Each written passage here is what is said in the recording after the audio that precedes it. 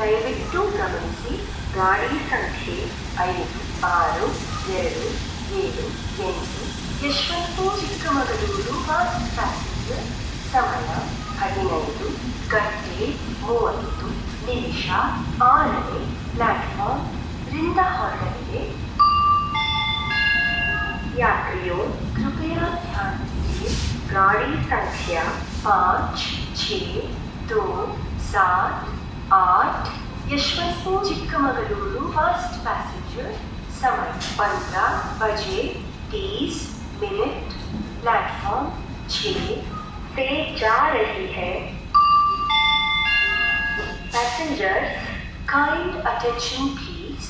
Train number 562778 Yesvantpur Chikkamangaluru fast passenger is departing from platform number 6 at 15:30